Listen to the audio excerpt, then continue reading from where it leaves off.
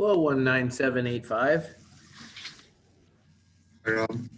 This is Ashu. How are you? I'm doing well. How are you? Am I the only one today at the training? Right now, you're the only one here. Correct. Okay. All right, so I'm just gonna hold off for one more minute here, and then we'll get started. Okay.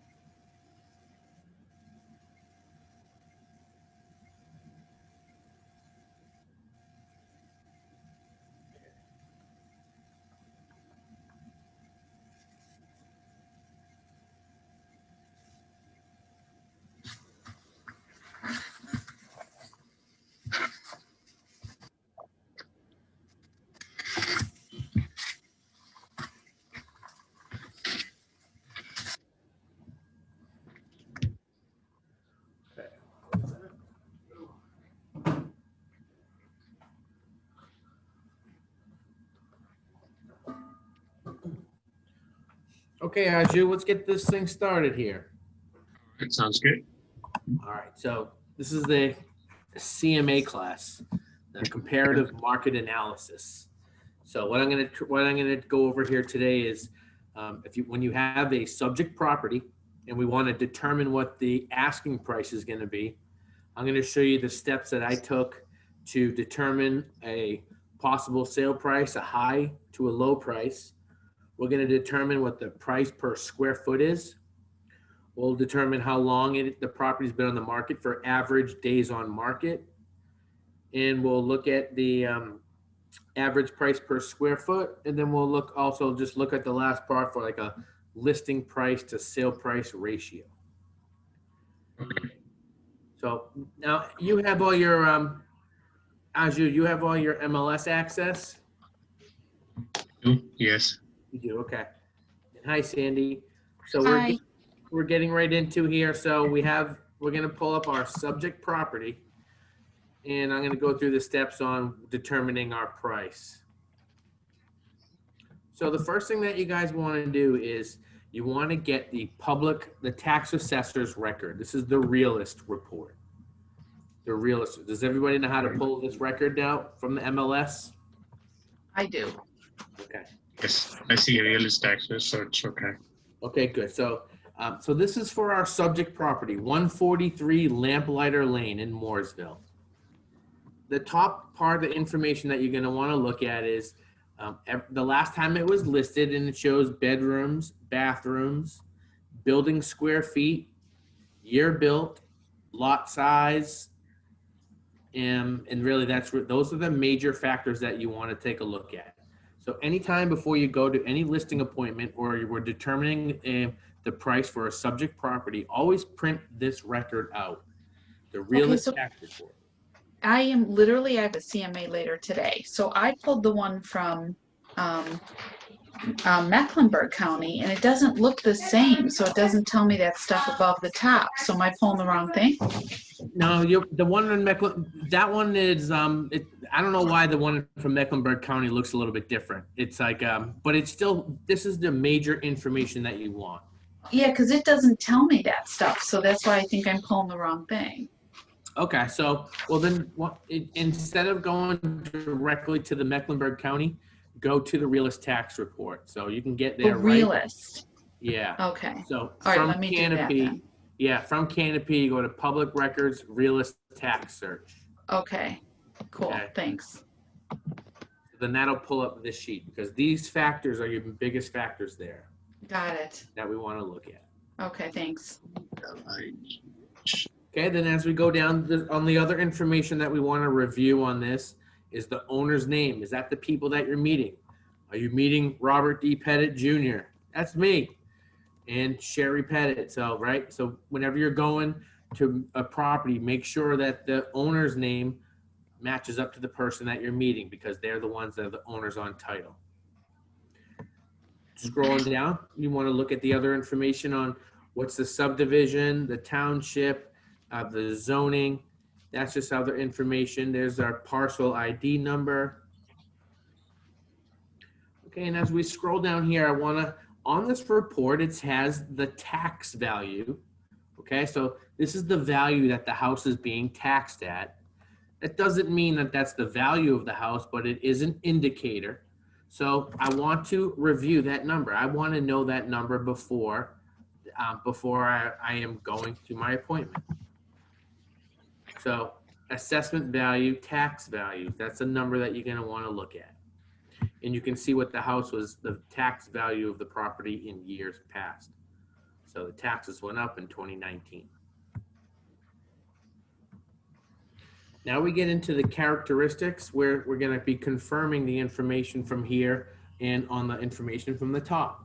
So the lot size, 11,761, that's 0.27 acres. The year it was built, the building square feet, in total building square feet. So why is that a discrepancy? It's because the property has a garage. So building square feet just means how much living area. So that is the number that you as a listing agent need to have to verify to have the house measured. We can't just go by what the tax assessor's record is. We need to verify that to get the house measured. But however, you can use that number right there when you're working on your numbers for your market analysis. Other stuff, a forced hot air, the type of heat, the type of garage, there's the square footage for the garage, and other information about the property. And now then, another thing that you have on the realist report is an estimated value, a real AVM. Does that mean that's what the house is worth?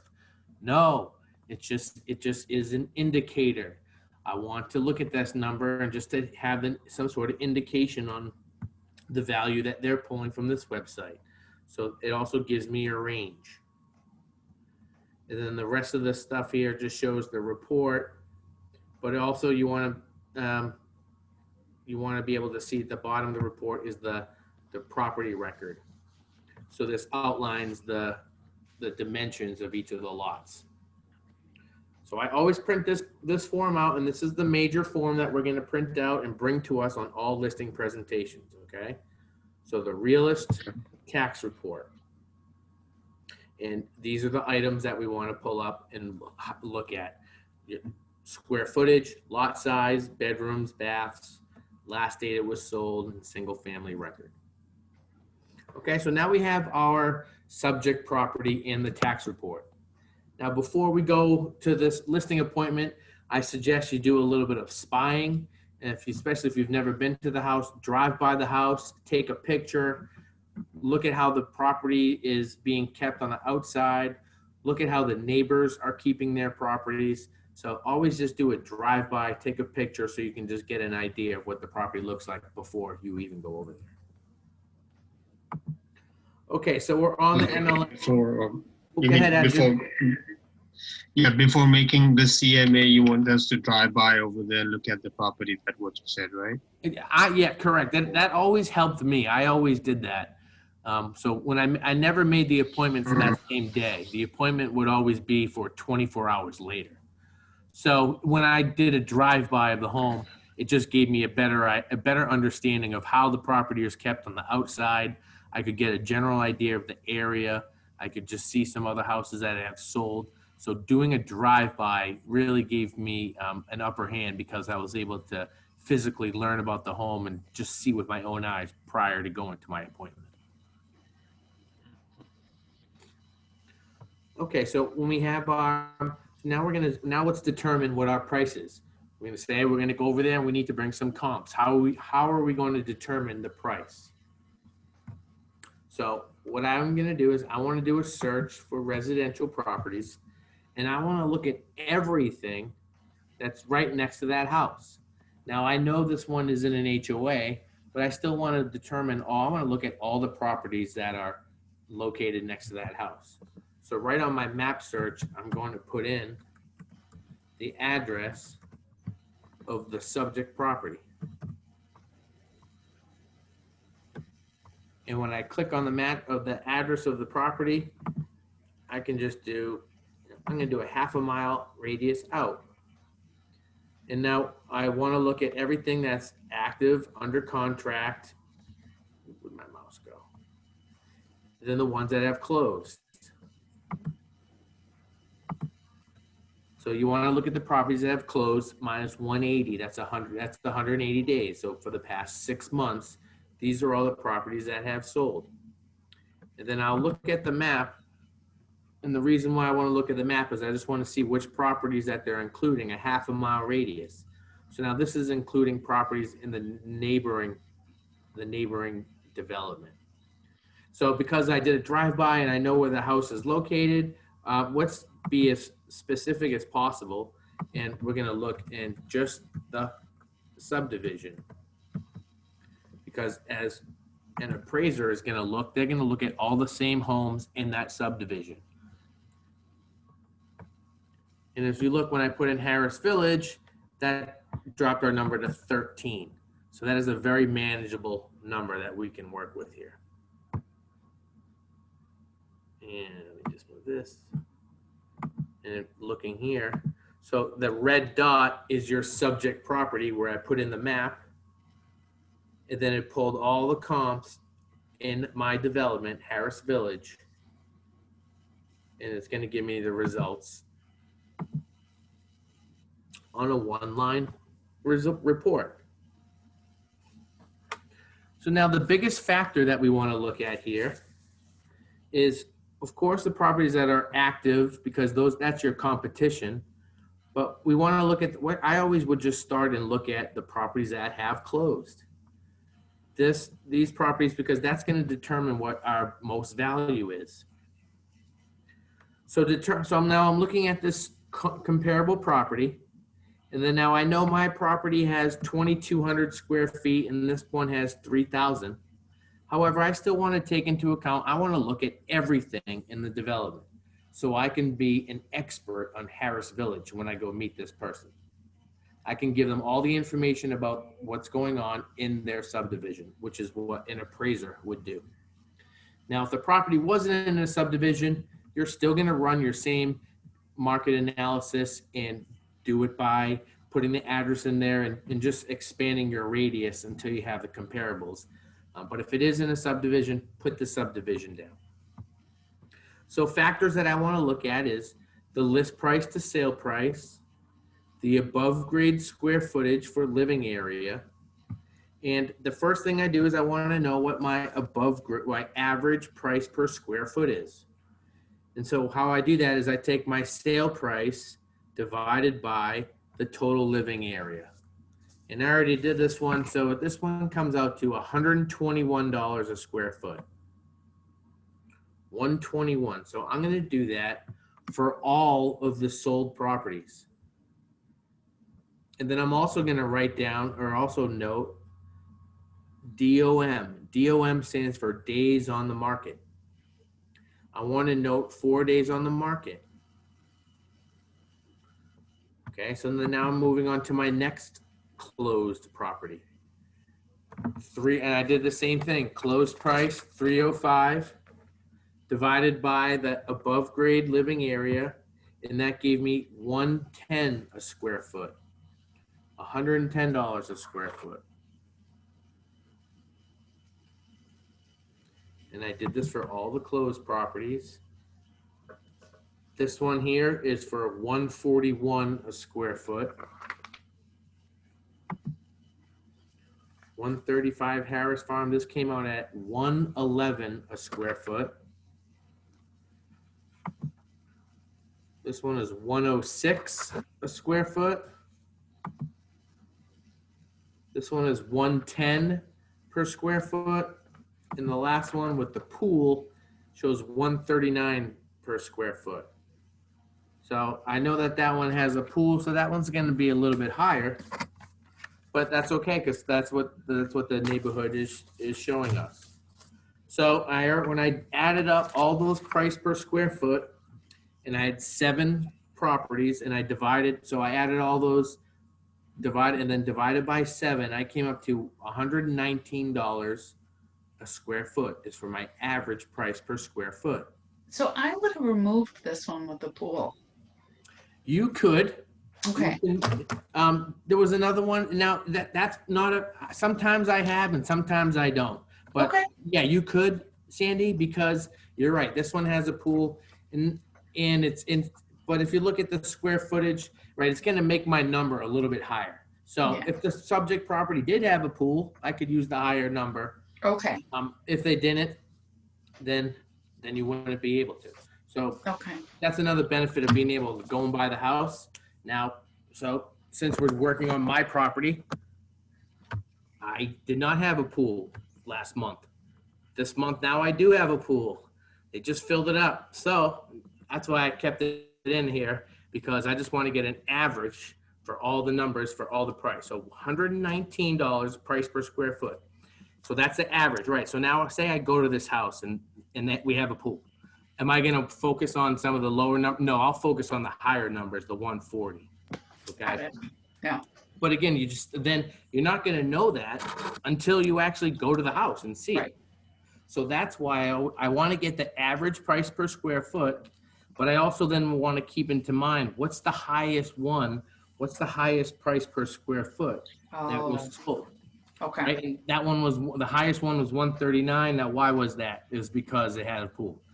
And the lowest one was 106 a square foot. And the reason why was that so low? I'm not sure. Gotta look at the pictures. Yeah. Right, you gotta look at the pictures. So can you eliminate the highest one and the lowest one? Yeah, absolutely. But you're still gonna come roughly, so as long, that's a great question though, Sandy. But Okay. because that's why it's so important to know price per square foot Got it. to be able to give a range, a high to low range. Okay. Got it. All right. I didn't Okay, think then so about the that. other- Okay. Yep, so now if I was talking to the seller, me, right, and so $119 a square foot, 119 a square foot times what I have for square footage, 2262 or something like that. That takes me to an average price. That takes me to a 271 price. Now, right now, where did we remember we saw that number already? That was on the tax records form. It doesn't mean that that was the value. Right here, this real AVM 274. But now we know how they arrived at it, right? Roughly from about $119, $120 a square foot. And then they make pluses and minuses, and that's why they give that range, 260 to 288. Because if the house does have a pool, you can go on the higher side, the 140 range. If the house doesn't have a pool, it's a wreck and it needs a little bit of help, you'd go on the lower range and probably be closer to the 260 range. So that's the important factor of being able to give a range, high to low, based on what you're seeing with your own eyes in front of the house. And then being able to work backwards and say, Mr. Seller, I would suggest a price of roughly around 271, because based on my homework that I've done, this neighborhood is getting roughly about $119 a square foot, and you would probably be able to list your house around that 271. And then now, of course, we know we always want to leave negotiating and wiggle room. You search by properties in $25,000 to $50,000 increments. So if I went to this seller, I'd probably say you should list your home around 275 range or something like that. So knowing the price per square foot and then being able to determine the next number, the days on market. So I'm just going to read the days on market for these properties is 4, 1, 14, 5, 3, 171, and then 0. So, and the reason why that property was 171 is because it was overpriced for 170 of those days. But if you take, Looks so like if a I took that one out, I'm sorry, say that No, go again. ahead, Rob. Looks like a proper, like a good neighborhood. Everything is selling Yeah, so fast. Yeah. so you're right. So things are selling fast, and so averaging those up, taking out the 171 and taking out the 0, your average days on market is about 5 days. So if I was talking to a seller, I could tell them to expect that if we price the property at around $119 a square foot, roughly in 5 days, your property should be under contract. And then also looking at a list price to sale price ratio. And I did the math. So this one that sold for 375 sold for 375, listed at 320, sold at 305, listed at 398, sold at 390, listed at 299, sold at 297, 299, 289, 295, and 294. So your average with that, with your list price to sale price, you're getting about 97% of your listing price. So that's what you can expect to tell a seller. If you list it at 275, you should expect to get 97% of that based on what the market is showing us. Now, Rob, how do you take the average out in this from list price to sale price? What do you do? Okay, so you're going to take, let me get my calculator out. So you take the,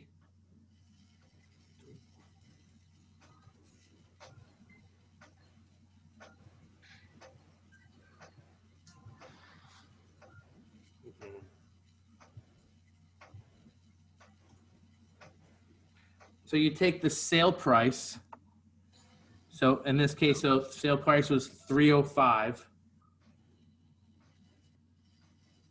And then you divide that by the listing price, which is 320,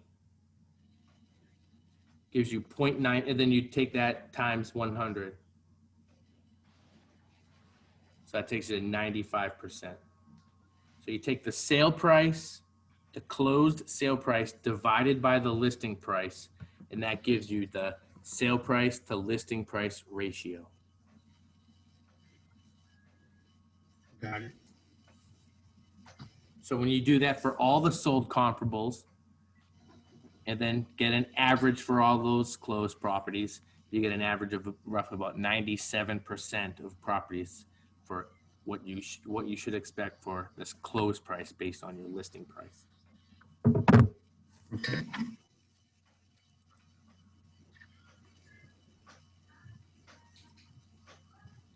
Last sold, days on market. Okay, so now you're talking to the client, you're talking to the possible seller, and you've discussed your price. So the factors that you want to say is, Mr. Seller, our average price per square foot is 119. So my suggestion for you is to be a listing price, and I would give a low suggestion to a high suggestion. I would say, Mr. Seller, the average days on market is 5 days. And then, Mr. Seller, I would say your average sale price to listing price ratio is about 95%. So roughly, if we list the property at this on the high side, we could expect this many days on market in this list price to sale price ratio. Or if you list on the lower side, you could expect this days on market and this price per square foot, and this is what you could expect for this sale price to listing price ratio. So those 3 numbers are very important for you to talk to your seller about it, because that backs up the information that you're saying for the price that you're recommending. Average price per square foot, average days on market, and average listing price to sale price ratio. All numbers that you're not making up. So like when you're talking to a seller, you have this information that you've done from all your homework, and you can justify your sale price and back up where you're coming from. Say, I suggest this price because of these reasons. And now if the seller doesn't accept that and they want to still list the house at a higher price, okay, that's okay. But when you go back for your next appointment, you have to reiterate, Mr. Seller, this is the information that I gave you. Here's the updated information. This is why I'm telling you this information, because it's a market indicator.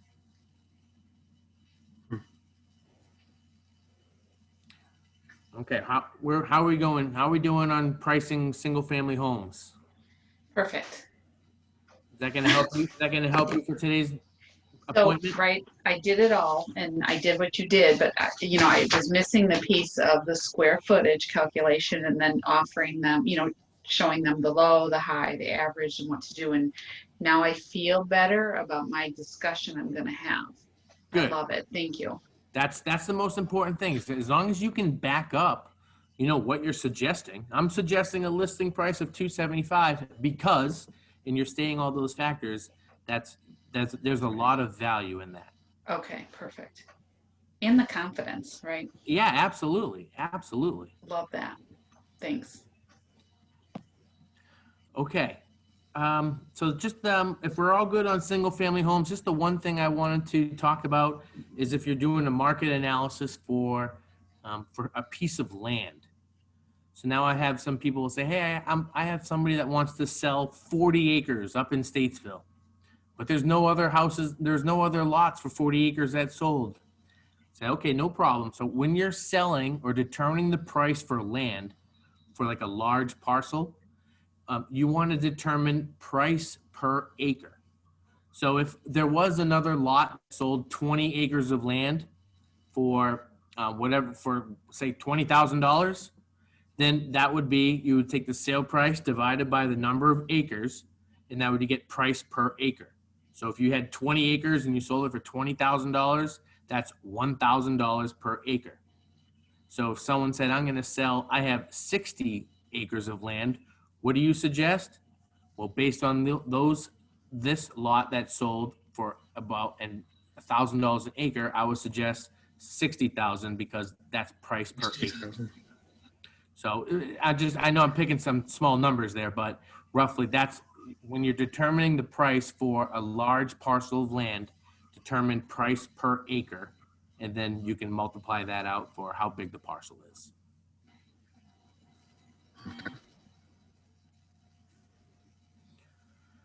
Okay. I have to jump off. I just didn't want to be rude. Yeah, you're good, Sandy. Okay, Good luck thank today. you. We'll talk to you later. Thanks. Bye. All right, Arju, do you have any other questions, or I know you've been in the business for a little bit while, so I appreciate you showing up to this class today. Do you want me to answer any questions or cover something that I didn't mention yet? Usually we take out a CMA report, a quick report, or a DA, like a spreadsheet or something in South Carolina. So do we have an option in here how to print out all those in one piece of paper? Yes, you do. So, Okay. on the bottom of the MLS, quick CMA. I can see it. Okay, so when you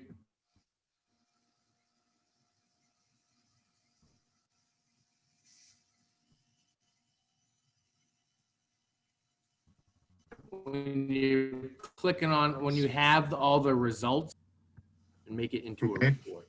So you just select all of them there, and then you would go Okay. down here to CMA. Okay. And then it walks you through each of the steps up here: pages, subjects, cover, comparables, and then you could print that out and bring that. Okay, I see.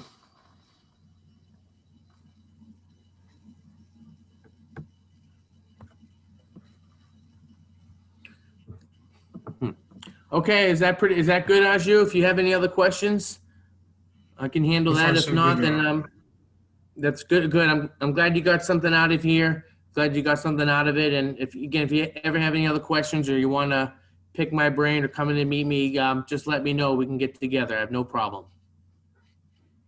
Will do. Thank you, Rob. I appreciate that.